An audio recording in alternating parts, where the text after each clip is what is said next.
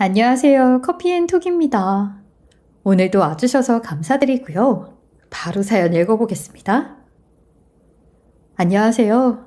저는 얼마 전 딸을 잃은 한 노년의 주부입니다.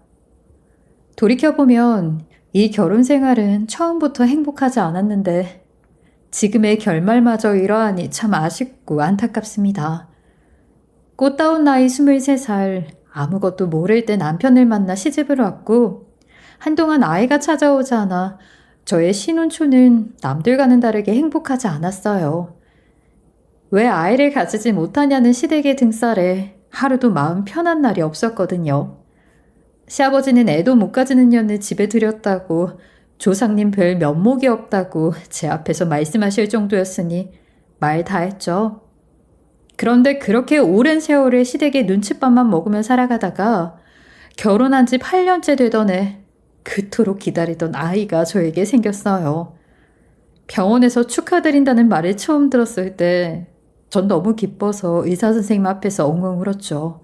그동안 받았던 서름이 한순간에 푹 빠지기도 했고 이제서야 나도 사람 대접을 받겠구나. 이젠 나도 당당해질 수 있겠구나 하는 생각이 들면서 마음이 복잡해졌는지 눈물이 쏟아지더라고요. 그 소식을 남편과 시댁에 전달했을 때 당연하게도 모두는 축하해주고 좋아해줬습니다. 물론 뭐 이렇게 오래 걸렸냐 하는 핀잔도 조금 주시긴 했었지만 그보다 시어머니의 고생했다라는 이 한마디가 더 와닿았기에 상관없었어요. 하지만 그랬던 기쁨의 순간들도 한순간에 벚꽃처럼 사라지고 말았네요. 아이의 성별이 판별되던 날 시댁과 남편이 기대하던 사내 아이가 아닌 딸로 판정을 받았거든요. 전 아이만 낳으면 다 될 거라 생각했었는데 딸이라는 말에 다시 예전처럼 싸늘하게 돌아가 버린 시아버지 때문에 계속 힘든 결혼 생활을 해야 했어요. 남편은 한 번 임신에 성공을 했으니 다음엔 쉽게 될 거라고는 했었지만 그 이후로는 다시는 들리지 않는 임신 소식에 남편도 꽤나 절망한 듯 했어요. 그리고 저에게는 물론 딸에게도 사랑을 쏟지 않았죠. 그래서 결혼한 지 9년 만에 태어난 정말 귀한 무남동녀 딸임에도 불구하고 저희 딸은 저 외에는 누구에게도 사랑받지 못했습니다. 저는 그게 정말 싫었어요. 저는 그렇다 쳐도 우리 딸이 무슨 죄가 있어 그런 대접을 받아야 하는지 이해가 가지 않았죠. 그래서 딸이 다른 사람들에게서 받지 못하는 사랑, 제가 대신 채워주자는 생각으로 다른 어머니들이 자식에게 하는 것보다도 더 귀하게 그리고 더 소중하게 키우게 됐죠. 정말 금이야 오기야 키웠습니다. 남들이 보면 과보라고 욕을 했을지도 몰라요. 실제로 남편은 그렇게 안 해도 애는 알아서 잘 큰다며 쓸데없는 짓 좀 하지 말라고 했었지만 저로서는 그렇게 안 하면 마음이 불안해서 참을 수가 없더라고요. 어쨌든 그렇게 아이는 저의 사랑을 듬뿍 받으며 무럭무럭 자라 어느덧 학교에 갈 무렵이 됐었는데 그때에도 시댁과 남편의 무관심은 여전했어요. 그러자 전 다른 생각이 들기 시작하더군요. 이렇게 건강하게만 자라길 바라면 우리 딸은 영원히 사랑받지 못할 거다. 능력을 키워줘야 한다는 생각을 집착하듯 했죠. 그렇게 생각을 한 순간부터 전 아이에게 온갖 학원이란 학원은 다 찾아보냈어요. 공부 쪽은 물론이거니와 피아노, 태권도, 미술, 춤 등 아이의 재능을 찾아 온갖 곳을 다 찾아다녔어요. 아이도 처음에는 이것저것 배우면서 신기해하고 좋아했었죠. 하지만 아쉽게도 우리 딸은 금방 실증을 내더군요. 그나마 다행이었던 건 오히려 공부하는 쪽을 좋아해서 일반 학원은 계속 다녀줬단 점이었어요. 그리고 덕분에 아이의 학업 성적은 우수하게 나온 편이었고요. 명절 되면 항상 조카와의 기싸움은 필수였죠. 큰아주버님 댁엔 아들이 하나 있었는데 그 집 조카도 공부를 잘했거든요. 아들로 태어난 데다가 공부도 잘했으니 시댁에서 얼마나 예뻐했겠어요. 반면 우리 딸은 좋은 성적을 받아왔다고 말을 해도 결국엔 여자가 공부를 잘해서 어디다 쓰냐는 말로 끝맺음을 지었습니다. 전 그게 참 안이 꼽기도 했고 우리 딸이 공부를 더 잘하는데 왜 우리 딸은 저 조카만큼 사랑을 받지 못하나 싶어 딸이 더욱 공부를 잘할 수 있도록 다방면으로 도왔어요. 머리에 좋다는 음식들을 도시락으로 싸서 학원에 보냈고 조금이라도 잘 가르치는 선생님을 수소문해서 그 학원에 다니게 했죠. 물론 이 당시에 아이는 조금 힘들어하긴 했지만 그래도 잘 참아주었어요. 아이도 아마 알았을 거예요. 자기가 저 이외에도 사랑받을 수 있는 길은 성공하는 것뿐이라는 걸요. 그리고 시간이 흘러 아이들에게 인생의 가장 중요한 첫 순간인 대입의 시간이 다가왔고 딸은 갖은 노력 끝에 서울에서도 알아주는 대학에 갈 수 있었어요. 공부를 잘한다는 조카보다도 더 좋은 대학에 말이죠. 그제야 저희 남편은 슬슬 딸을 인정하기 시작하더군요. 우리 남편 어디 가서 딸 자랑이라곤 해본 적이 없던 사람이에요. 그런데 우린 구경도 못 해본 학교를 딸이 당당하게 입학했으니 그걸 여기저기 자랑하고 다니더라고요. 거기다 그때까지 평생 딸에게 제대로 된 선물 한 번 해준 적이 없었던 사람이 그 시절 가장 비쌌던 노트북까지 선물로 해주더군요. 참나, 진작에 그렇게 좀 해주지.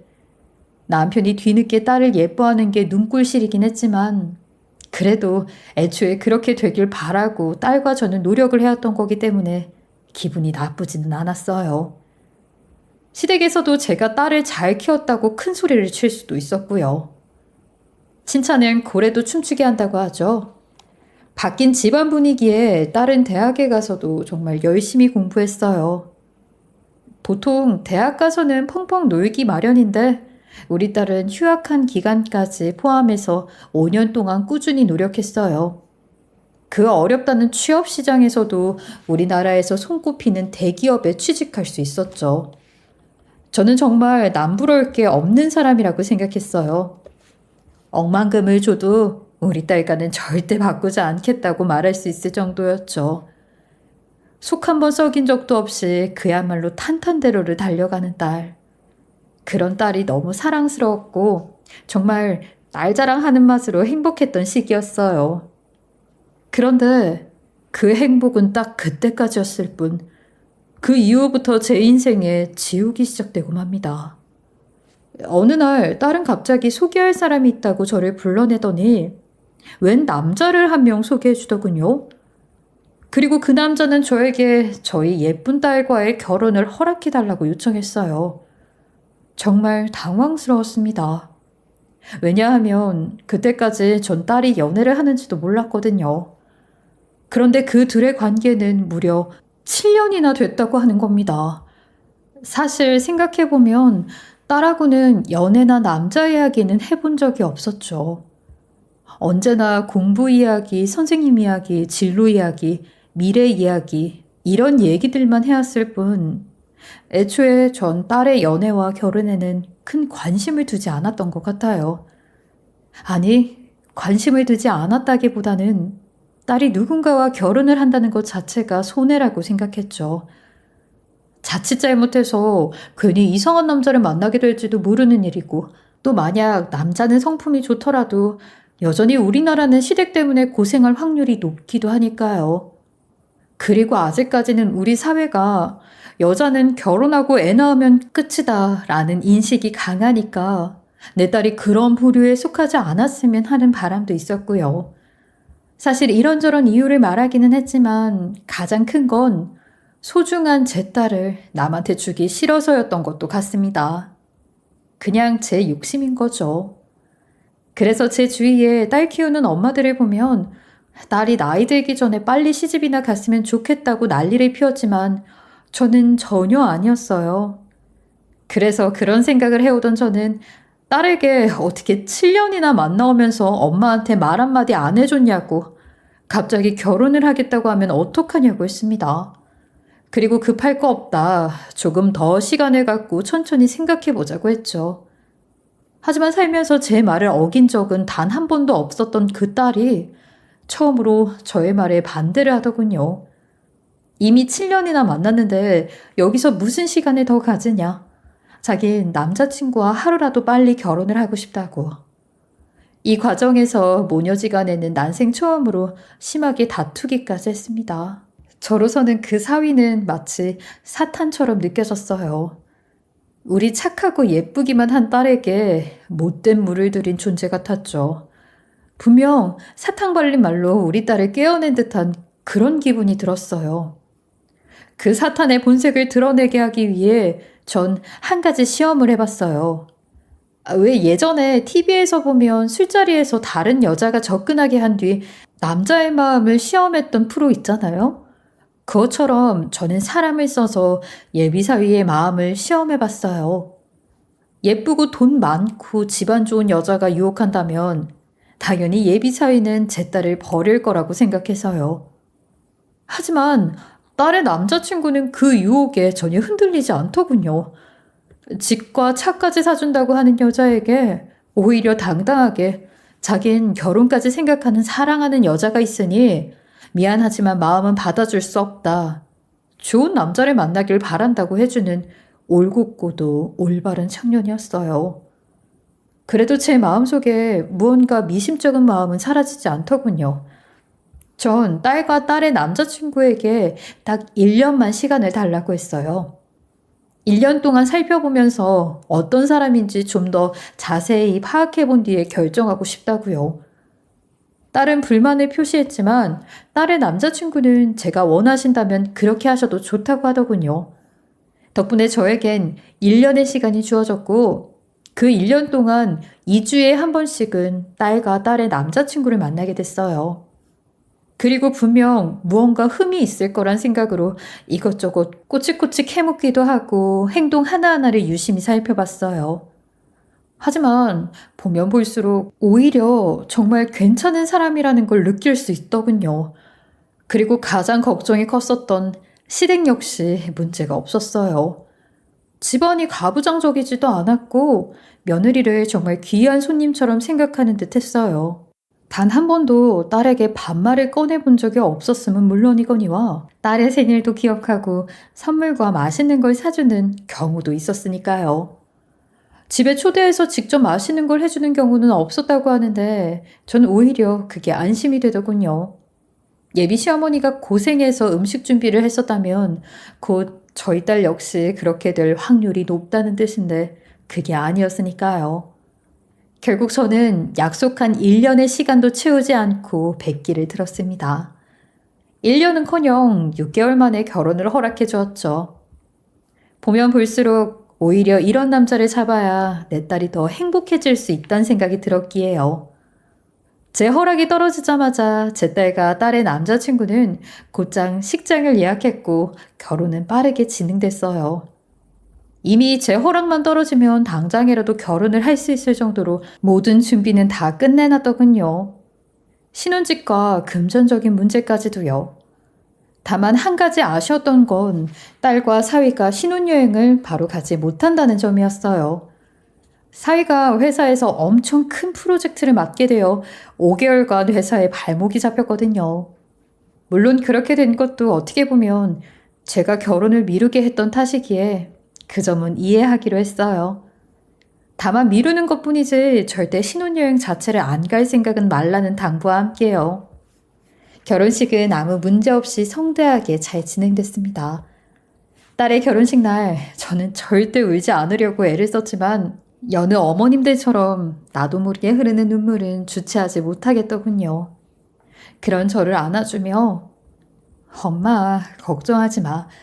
나 정말 행복하게 잘 살 거야. 엄마도 행복하게 해줄 테니까 이제 마음 편히 가져. 라고 말해주었어요. 그런데 문제는 결혼을 하고 나서부터 사위가 조금씩 변하기 시작했던 점이었어요. 결혼 전 사위는 말부터 해서 저희 딸을 너무나도 소중하게 대한다는 걸 느낄 수 있었는데 막상 결혼하고서부터는 다른 모습을 보여주더군요. 물론 제 앞에서 그러진 않았습니다. 제 앞에서는 여전히 저희 딸을 너무 아껴주고 딸을 위해 목숨이라도 바칠 수 있는 마냥 잘해주었죠. 그런데 하루는 딸이 신혼집에 저를 초대해서 갔던 날 문 앞에서 사위가 딸에게 막말하는 걸 듣게 됐어요. 정확히 무엇 때문인지는 알 수 없었으나 둘은 언성을 높여가며 다투고 있었는데 사위는 저희 딸에게 너 같은 년이라는 말까지 써가면서 화를 내고 있었죠. 그 소리가 제 귀에 들리는 순간 정말 심장이 철렁하면서 아, 내가 역시 속았구나 라는 생각이 들었습니다. 그리고 딸이 미워지더군요. 이래서 부모가 반대하는 결혼은 하는 거 아니라고 하는데 왜 엄마 말을 안 들어서 이런 대우를 받고 사는지 모르겠다는 생각이 들었어요. 아무래도 딸보다 더 오래 산 제가 연륜이며 경험이 많으니 사람 보는 눈도 조금 더 나을 거잖아요. 뭐 그때는 그런 딸만 원망을 했어요. 사실 지금만 생각해보면 결혼을 찬성했던 저도 잘못이 있었는데 말이에요. 당장에 사위놈을 혼내줄 생각으로 들어갔는데 갑자기 분위기가 싹 달라지더군요. 딸과 사위는 언제 싸웠냐는 듯 저를 친절하게 맞이한 뒤 제가 봐왔던 오붓한 부부 사이의 모습을 보여주었어요. 혹시 방금 전에 다투는 듯한 소리를 들었는데 어떻게 된 거냐고 물어봐도 그런 적이 없다고 잡아떼기만 할 뿐이더군요. 몰래 딸에게 가서 혹시 네 남편이 결혼 전과 달라지지 않았냐? 아까 사위가 욕을 하는 것 같았는데 정말 괜찮은 거냐고 물어봤지만 딸은 제가 잘못 들은 거라고 하는데 둘이 싸우는 소리를 녹음해 놓았던 것도 아니고 둘이 아니라는데 거기서 제가 더 할 말은 없었어요. 일단 그날은 그냥 그렇게 넘어가게 되었죠. 하지만 꼬리가 길면 밟히는 법. 사위는 그 다음엔 단순한 말의 문제가 아니라 돈 문제를 일으키고 말더군요. 딸은 원래 크면서 단 한 번도 저나 남편에게 돈을 달라고 한 적이 없었어요. 물론 고등학생 때까지는 제가 알아서 필요하다고 생각될 만큼의 용돈을 줬었고 대학생이 된 이후로는 딸이 스스로 아르바이트를 해서 돈을 벌었었죠. 그런데 그랬던 딸이 갑자기 저희에게 돈을 빌려달라고 요청을 한 거예요. 그 말에 애 아빠는 난리가 났죠. 한 번도 그런 적 없었던 딸이 돈을 빌려달라고 하니 어지간히 큰일이 생긴 게 아니냐고요. 하지만 딸이 그런 건 아니고 급하게 쓸 데가 있어서 그렇다고만 둘러댔어요. 그러자 남편은 그럼 돈은 줄 수 없다. 정말 필요한 거라면 사정을 정확하게 말하라고 요구했기에 하는 수 없이 제가 애 아빠 모르게 돈을 빌려주게 되었어요. 딸의 표정을 보면 분명히 무슨 사정이 있는 건 분명했으니까요. 그런데 나중에 알고 보니 저희 딸이 빌려간 돈은 사위가 딸을 시켜 처갓집에서 돈을 가져오게끔 시킨 거더군요. 제가 딸네 집에 반찬을 좀 주러 갔다가 딸이 씻는 동안 딸의 핸드폰이 하도 울려 문자를 봤더니 사위가 돈을 빨리 달라고 재촉하고 있더라고요. 전 그걸 보고 기함을 했습니다. 저번엔 우리 딸에게 욕도 하더니 돈까지 강요할 줄이야. 결혼 전의 사위라고는 정말 상상도 할 수 없는 모습들이었어요. 저는 사위가 올 때까지 계속 기다렸다가 딸에게 잠깐 장 좀 봐오라고 내보낸 뒤 사위가 집에 발을 들이자마자 노발대발 난리를 쳤습니다. 아이, 김서방, 내가 자네를 잘못 봤네? 어떻게 이럴 수가 있는가? 결혼 전에는 그렇게 우리 딸을 아껴주고 소중히 모실 것처럼 하더니만 전에는 욕을 하질 않나 이번에는 돈까지 요구하지 않나? 대체 자네 뭐하는 사람이야? 예? 그게 무슨... 이젠 시치미까지 뗄 생각인가? 내가 다 봤네. 우리 딸한테 보내온 문자. 나한테 받은 돈 빨리 내놓으라고 재촉하고 있던 문자 다 봤단 말이야. 아, 그걸 보셨어요? 아이씨, 그걸 왜 장모님한테 보여드리고 난리야, 얘는. 뭐야? 지금 그게 자네가 할 말인가? 아, 그럴 수도 있죠. 내가 돈이 필요하면 아내가 돈을 구해야지. 그게 무슨 문제가 된다고 이 난리를 치시는 건데요. 아니, 이 사람이? 아이, 그래. 자네 말처럼 돈이 필요하면 가족이 돈을 구해다 줄 수도 있긴 하겠지. 하지만 태도가 잘못됐잖아, 그 태도가. 돈을 빨리 내놓으라니? 내가 딸에게 빌려준 돈이 아니, 무슨 자네가 맡긴 돈인가? 장모님, 다 사정이 있어서 그런 겁니다. 예? 거참 좀. 쓸데없이 남의 가정사에 참견은 그만하세요. 잘 알지도 못하시면서 왜 그러시냐고요. 뭐야? 됐으니까 그런 소리를 하실 거면 그냥 빨리 나가세요. 빨리 당장 내 집에서 나가시라고요. 젊은 남자가 험악한 표정으로 저를 밀치듯하며 윽박을 지르는데 순간 너무 무서워지더군요. 집에는 저와 사위밖에 없었으니 자칫하면 해코지를 당할 것 같았어요. 저는 일단 서둘러 집으로 나온 뒤 딸에게 연락하여 방금 전 있었던 일을 말해주었어요. 딸, 어디야? 어디긴. 엄마가 장 보고 오라고 했잖아. 이제 거의 다 봤어. 왜? 지금 김서방이 나한테 어떻게 했는지 알아? 왜? 뭘 어떻게 했는데? 엄마를 막 밀치고 엄마한테 소리 지르고 정말 해알 기세였어. 뭐? 무슨 말이야 그게. 그 사람이 엄마한테 그런 짓을 왜 해? 딸, 엄마 말 못 믿어? 엄마가 너한테 빌려준 돈 내놓으라고 닥달한 거 봤다고 하니 김서방이 그랬다니까? 뭐? 엄마 내 핸드폰 봤어? 아니, 그걸 왜 봐? 그게 중요하니 지금? 네 서방이 나한테 완전히 폭력적으로 굴었다니까. 안 되겠다. 너 지금 당장 엄마네 집으로 같이 가자.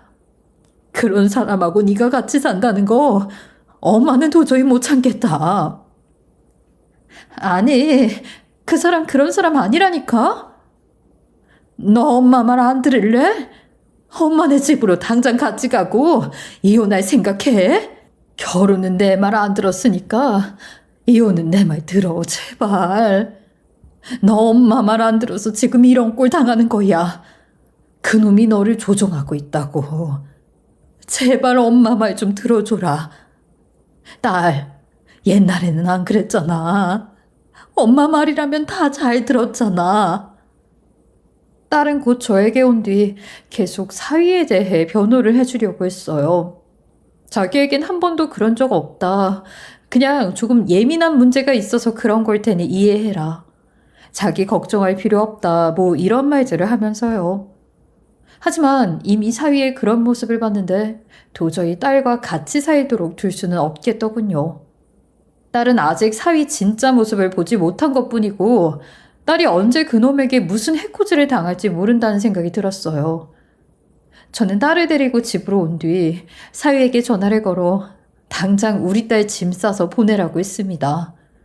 방금 나에게 한 태도도 그렇고 그 전에 우리 딸에게 했던 행동들을 봤을 때 도저히 용납할 수 없다고요. 그러자 잠시 뒤 사위가 저희 집에 찾아왔어요. 저는 조금 전에 사위의 모습이 생각나서 너무 무서워 문도 열어주지 않으려 했는데 딸이 일단 얘기는 들어보자며 문을 벌컥 열어버리더군요. 그런데 문 앞에 서 있는 사위의 모습은 아까 제가 봤던 모습과는 전혀 달랐습니다. 얼굴은 눈물, 콧물 범벅인 상태였고 저를 보자마자 무릎을 꿇고 잘못했다고 빌더군요. 한 번만 용서해 주신다면 다시는 이런 일 없을 거라면서요. 갑자기 달라진 사위의 모습이 제 눈에는 오히려 뻔뻔해 보였어요. 저것도 다 연기인 것처럼 느껴졌죠. 저는 일 없다며 빨리 가서 우리 딸 짐이나 내놓으라고 했어요. 그러자 딸이 저를 진정시키더니 사위에게 사실대로 그냥 다 말씀드리라고 하더군요. 사위는 곧 눈물을 삼킨 뒤 저에게 한 번만 자신의 사정을 들어달라고 빌었어요. 장모님, 제가 정말 너무 힘들어서 그랬어요. 장모님께는 변명처럼 들리실 수 있겠지만 아니, 정말 변명일 뿐이겠죠. 제가 100번, 1000번 잘못한 게 맞으니까요. 하지만 장모님, 그래도 사정은 한번 들어주시면 안 될까요? 아이, 그래. 세상 천지에 무슨 사정이 있으면 자신의 아내에게 욕을 하고 돈을 내놓으라고 화를 내고 거기다 장모인 나를 미치고 윽박을 지를 수 있단 말인가? 무슨 사정이 있으면 뭐가 달라지기라도 하나? 혹시 자네 내가 결혼 전에 결혼 반대했다고 지금 나한테 복수라도 하는 건가? 그러지 않다면 어떻게 사람이 이래? 아닙니다, 장모님. 제가 복수라니요. 딸을 가진 부모로서 당연히 딸 데려가는 남자를 유심히 보는 건 이해합니다. 저라도 제가 부모가 된다고 해도 그럴 텐데요. 그리고 장모님 말씀이 분명 맞습니다. 저도 제가 미친 짓을 했다고 생각해요. 정말 제가 정신이 나가 있었습니다. 제가 요즘 회사에서 따돌림을 당하고 있어요. 뭐? 그건 또 무슨 소리야? 자네가 왜? 저도 이유는 정확히 모릅니다. 하지만 어느 날부턴가 선배며 후배며 저를 따돌리기 시작하더니 거의 없는 사람 취급하려고 하더군요. 저와는 말조차 섞지 않으려고 하고. 그래서 그게 지금 무슨 상관인데? 따돌림 당하다 보니 정신이 피폐해졌습니다. 그래서 와이프한테 실수를 좀 하기도 했어요. 그리고 어떻게든 선후배들한테 잘 보이려고 무리해서 돈을 쓰다 보니 어느새 빚까지 진 상태였어요. 그걸 갚아야만 하는데 그 돈이 한두 푼도 아니었고 그래서 우리 딸에게 돈 좀 얻어오라고 시켰단 말인가? 그것도 강제적으로? 자네는 지금 그게 정당한 이유가 된다고 생각해? 아니요, 아닙니다. 제가 미쳤었던 것뿐이에요. 다만 미쳤던 이유를 설명드린 거죠. 정말 죄송합니다. 장모님이 이혼 얘기를 하자 그제야 정신이 들었어요. 정말로 죄송합니다. 한 번만 저에게 기회를 주세요.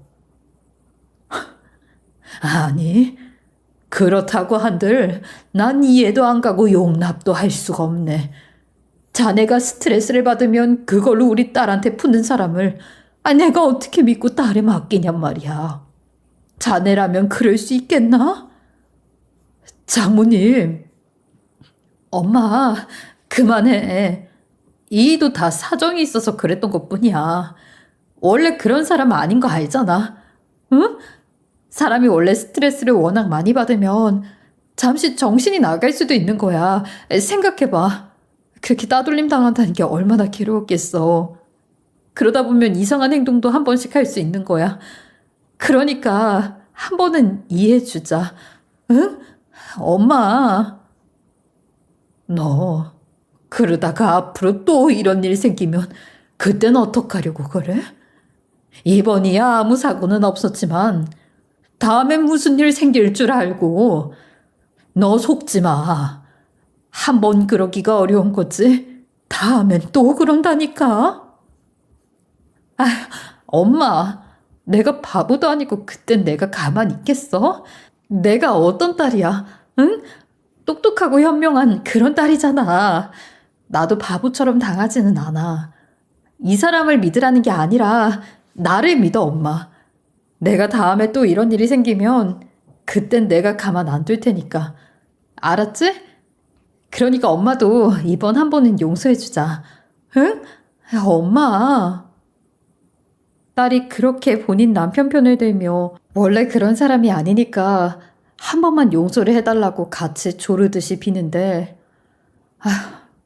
딸이 그렇게 나오니 제가 어쩌겠습니까.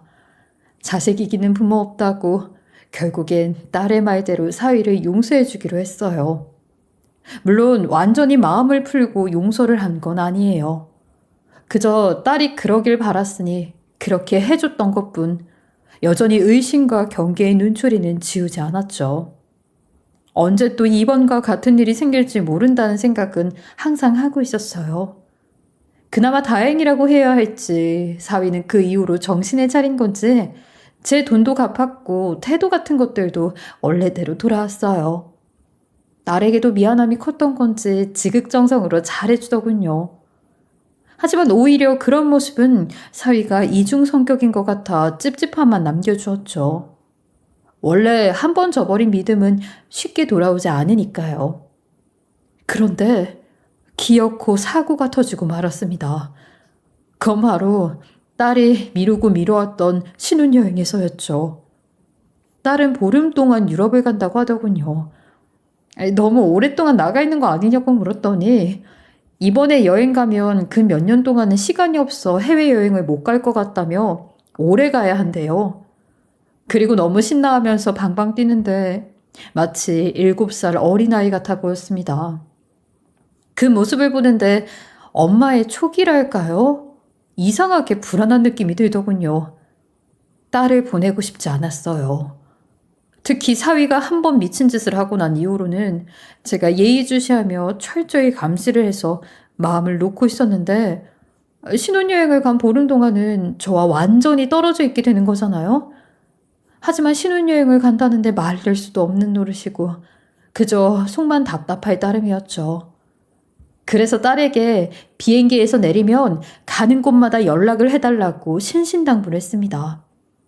무슨 일이 생기기라도 한다면 당장이라도 제가 갈 수 있도록 저 역시 준비를 마친 상태로요. 딸내가 신혼여행을 떠난 지 3일째까지는 아무 문제가 없었어요. 연락도 잘 되었고 오늘은 이런 좋은 경험도 했다며 사진도 많이 찍어 보내주었어요. 그 모습을 보니 저도 조금씩 안심이 되고 있었는데 그 다음 날부터는 연락이 뜨문뜨문해지더군요. 그때부터는 정말 딸이 있는 곳으로 바로 가고 싶은 마음이었어요. 묘하게, 정말 묘하게 너무나도 불안해지더라고요. 연락이 안 오는 긴 시간 동안 핸드폰만 붙잡은 채로 마음을 졸이고 있어야 했죠. 게다가 문제는 사위마저 제 연락을 못 본 채 하며 답을 하지 않았어요. 그러다가 일주일째 되는 날이었어요. 그날은 유난히도 하늘이 어둡더군요. 한낮인데도 불구하고 구름이 잔뜩 끼어서 마치 비가 쏟아질 것만 같았어요. 그런 날씨가 저를 더욱 불안하게 만들었는데 그런데 사위가 저에게 청천벽력 같은 소식을 전하게 됩니다. 딸과 작은 섬으로 가기 위해 배를 탔는데 날씨 때문에 배가 뒤집어지면서 딸이 실종됐다는 거예요. 사위는 수영을 잘하는데 딸은 수영도 못하는 데다가 구명조끼까지 입고 있었는데도 파도가 너무 심해서 멀어지는 딸을 잡을 수 없었다더군요.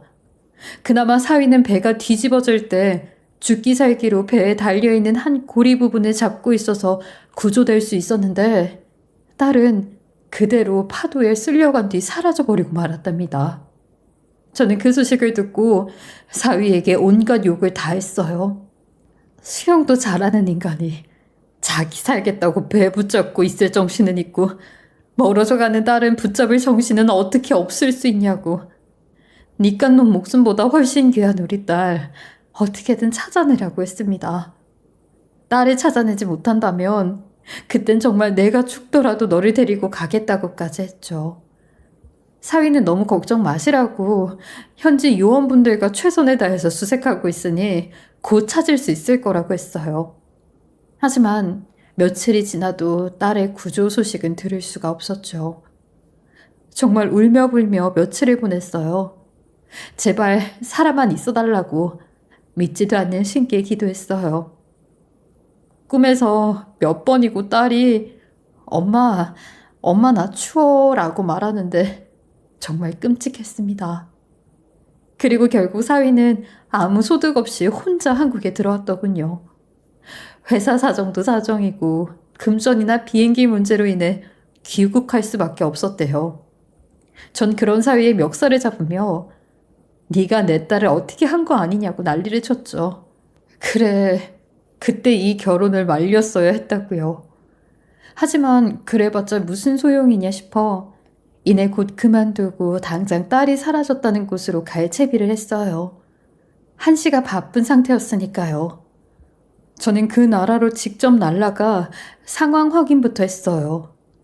애초에 실제 사고가 있었던 게 아니라 사위가 우리 딸에게 무슨 해코지를 했던 건 아닐까 싶기도 했었기에 하지만 현지에 가서 직접 확인을 해봐도 모든 건 사위의 말대로더군요. 전 몇 날 며칠을 그곳에서 묵으면서 계속 구조 소식만을 기다렸어요. 며칠이 지나자 사위도 다시 제가 있던 곳으로 오더군요. 아예 다니던 직장까지 그만둔 채로요. 딸을 찾으러 여기저기를 돌아다녔어요. 그리고 경찰에 신고하면서 계속 딸을 찾아내주길 재촉했는데 그 나라 경찰은 크게 관심도 써주지 않았어요. 외국인 실종이라 그런 건지 수색에 사람을 더 써달라는 요청은 무시하고 오히려 날씨가 굳어 배를 타지 말라고 경고를 했음에도 왜 배를 타고 나간 거냐고 따지기까지 하더군요. 실종된 건 전적으로 제 딸과 사위의 잘못이니 자기네들은 최소한의 노력만 하겠다는 말과 함께요. 저희는 결국 한국으로 돌아왔어요. 그리고 오지 않을 소식을 기다리면서 그저 기도만 하면서 하루하루를 보냈어요. 사위 역시 딸을 기다리다 거의 폐인이 된 듯 하더군요. 딸의 문제로 사위를 찾아갈 때마다 술에 찌들어서는 후회와 자책에 휩싸인 얼굴로 하루 종일 울고만 있었던 듯 했어요. 그러기를 5년이었어요. 지옥 같은 하루하루를 보내왔죠. 살아도 사는 게 아닌 기분이었어요. 매일 악몽을 꾸었지만 그 꿈에서 깨어나도 현실 역시 악몽과 마찬가지였어요. 그리고 이젠 정말 체념해야 될 순간이라는 걸 불현듯 깨닫게 되더군요. 이미 그 사건은 현지에서 묻힌 지 오래였고 딸이 만약 살아있었다면 저에게 연락이 오지 않았을 리도 없었으니까요. 전 사위에게 그만 딸을 놓아주고 사망신고를 한 뒤 장례라도 치러주자고 했어요. 어딘가 구천에서 떠돌고 있을지도 모르는데 장례라도 치러줘야 좋은 곳으로 가지 않겠냐고요. 하지만 사위는 질색을 하며 절대 안 된다고 하더군요. 사위는 아직도 딸의 물건 하나 버리지 않고 그대로 두고 있었으니 아직 희망의 끈, 아니 미련을 놓지 못하고 있었던 것 같아요. 저는 안사돈과 의논하여 그래도 이만큼 고생했으면 됐다고 살 사람은 이제 살리자고 하며 함께 사위를 설득하기로 했어요. 그리고 결국 사망신고를 하게 되었죠. 딸의 사망신고를 하는 부모의 심정, 정말 글로는 도저히 설명할 수 없을 것 같네요. 제가 더 속이 썩어져 갔던 건 남편 놈은 딸의 죽음을 애도하기는커녕 딸의 목숨값으로 돈 나오는 데는 없나 찾더군요. 딸이 진짜 효녀였다면 분명히 큰 거라도 하나 드러났을 거라고요. 아무리 제 남편이라지만 이런 재활용도 안 되는 쓰레기 같은 인간이 또 있나 싶어 남편 면상에 대고 미친 사람처럼 몸부림치며 울었네요. 그렇게 사망신고를 한 지 두어 달이 지났을 무렵 전 딸의 유품 하나는 챙겨와야겠다는 생각이 들었어요. 그래도 제가 죽기 전까진 딸의 흔적 하나는 안고 있고 싶었어요. 하지만 사위가 알면 노발대발하고 치우지도 못하게 할 게 뻔하여 어쩔 수 없이 사위가 없을 시간에 몰래 그 집으로 들어갔죠. 집 비번은 다행히도 예전에 알려준 그대로 변경하지도 않고 있더군요. 그렇게 한참 딸의 유품을 정리하고 있었는데 예상치도 못한 시간에 사위가 들어오고 말았어요. 이 모습을 보면 사위가 또 난리를 칠 것 같다는 생각에 저도 모르게 널찍한 침대 밑으로 숨어버렸어요. 다행히 사위는 제가 온 걸 모르는 것 같더군요. 현관문 앞 신발장이 워낙 더러워져 있었으니 제 신발이 있는지도 모르는 것 같았어요. 그리고 숨죽여 사위가 다시 나갈 때까지 기다리려고 하고 있었는데 사위가 누군가와 통화를 하기 시작하더군요. 첫 마디가 엄마라는 말인 걸 보면 안사돈과 통화를 하는 듯 했습니다. 엄마, 소연이는 잘 있죠? 전 일단 장인 장모님 눈피해서 조만간 소연이 보러 가려고요. 소연이한테 사망신고까지 됐다고 하니 시원섭섭해 하던데요. 뭐 되려 잘 됐다고는 하는데 이렇게까지 해도 되는 건지 모르겠네요. 일단 엄마가 소연이 좀 잘 챙겨주고 계세요. 저도 조만간 갈게요. 그래, 알았다. 너도 빨리 한국 생활 정리하고 이민 준비해서 마음 편하게 살아. 에휴, 이게 정말 무슨 일이래니?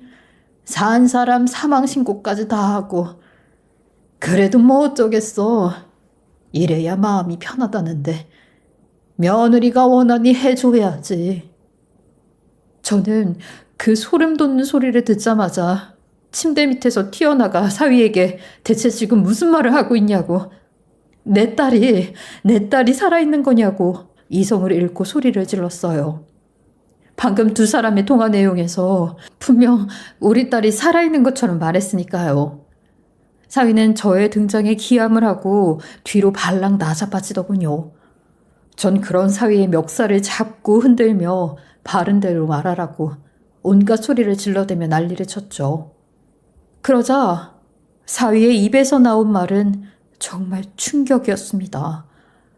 일단 제가 들었던 대로 딸은 살아있는 게 맞대요. 하지만 다른 부모인 저와 저희 남편과 연을 끊고 싶어 이런 계획을 꾸민 거라고 하더군요.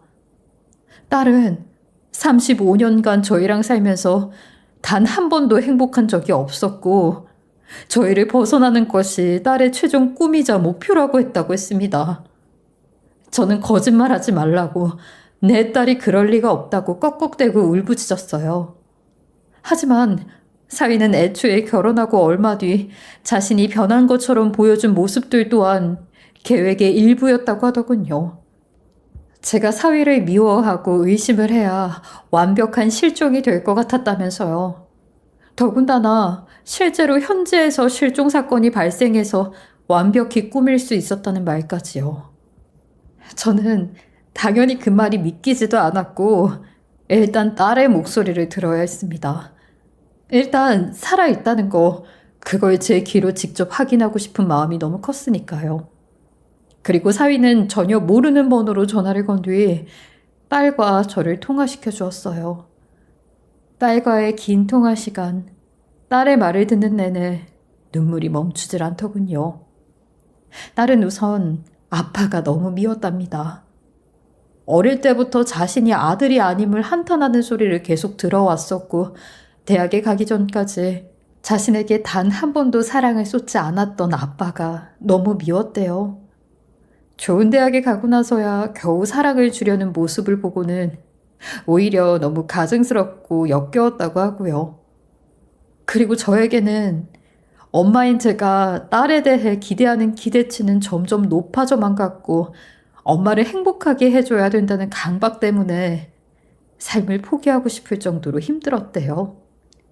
그리고 제가 딸에게 잘해준다고 했던 행동들은 모두 딸에게는 그저 목을 조르는 듯한 기분만 들었다고 하더군요.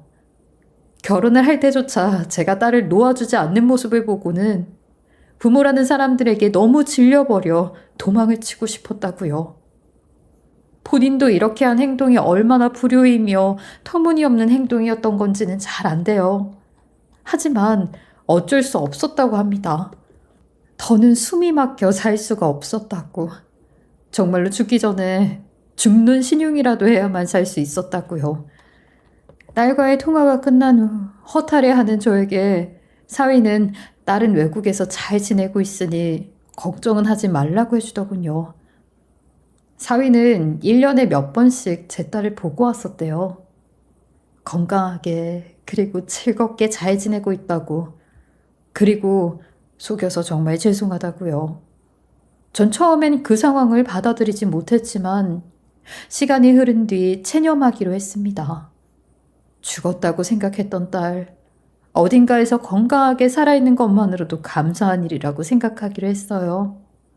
그리고 많은 후회가 물밀듯이 밀려왔죠. 제가 딸을 사랑한다며 해왔던 행동들, 어릴 때부터 딸이 잘 되라고 시킨 교육, 밥이나 반찬 하나하나를 감시했던 행동들, 그리고 우리 딸은 나중에 꼭 엄마 행복하게 해줘야 한다고 했던 말들, 하나하나가 전부 후회됐어요. 그리고 사실 그 행동들은 제가 정말 딸을 사랑해서 했던 행동들이 아닌 시댁이나 남편에게나 혹은 남들에게나 좋은 엄마이기 위해 했던 행동들이었다는 걸 깨닫게 되었어요. 딸을 정말 사랑했다면 딸이 원하는 게 무엇이었는지를 먼저 묻고 그걸 해줘야 했었던 건데 전 그 기본도 모른 채 제 욕심에만 사로잡혀 있었던 거죠. 딸의 사망 신고는 실종 선고 취소로 법원에 신청을 하여 철회했어요. 남편 역시 사실을 알게 된 이후로는 많은 후회와 자책을 하더군요. 부질없는 아들 타령으로 딸의 마음에 상처를 입혀왔던 수많은 나날들을, 그 돌이킬 수 없는 날들이 한스럽다고 하면서요. 저도 잘한 건 없지만 남편이 이런 말을 하는 게 너무 가증스러웠어요. 우리는 왜 이렇게 셋 다 서로를 미워하고 원망만 해야 할까요? 언제까지? 그렇게 저는 딸을 놓아주었어요. 딸도 저를 놓아주었고 이제야 마음이 편하다고 했다더군요. 이런 식으로 딸과 이별을 할지는 몰랐는데 어쩌면 딸이 저 세상으로 갔다는 말을 들은 게 더 나을 뻔했을 정도로 저는 딸이 잘 살아있다고 해도 아직 많이 아프네요. 그나마 간간히 사위가 저에게 연락을 해주고는 있어요. 여전히 딸은 건강하고 잘 살아가고 있다고요. 사위는 딸이 잘 본 게 맞았어요. 제가 틀렸던 거죠. 정말 이런 사람이 또 있을까 싶을 정도로 착하고 딸 몰래 저희를 안팎으로 잘 챙기고 있어요. 저는 죄인입니다. 너무나 많은 죄를 지은 것 같아요. 그래서 지금 벌을 받고 있는 거겠죠? 하지만 계속 살아는 갈 겁니다. 이 죄값은 제가 달게 치러야 하는 거니까요. 여러분들은 사랑이 뭐라고 생각하시나요? 소중한 사람이 있으시다면 한 번쯤은 그 사람에게 쏟는 사랑은 정말 사랑인지 아니면 내 욕심에 의한 행동인지 다시 한번 생각해 보시길 바랍니다. 나도 모르게 그 소중한 사람과의 관계를 파괴하고 그 사람을 괴롭히고 있는 걸지도 모르니까요. 물론 저 같은 어리석은 사람은 없겠지만 말이죠. 소중한 사람 저처럼 놓치는 일 없길 바라면서 이만 마치며 35년 동안 제 말만 들어준 제 착한 딸과 그 옆에서 딸을 지켜주고 있는 사위, 가족, 모든 사람들이 행복하고 또 행복했으면 하는 바람입니다. 제 한스러운 후회 가득한 이야기 들어주셔서 감사합니다. 지금까지 커피앤톡이었습니다. 오늘도 끝까지 함께 해주셔서 감사하고요. 다음 영상으로 또 찾아뵙겠습니다.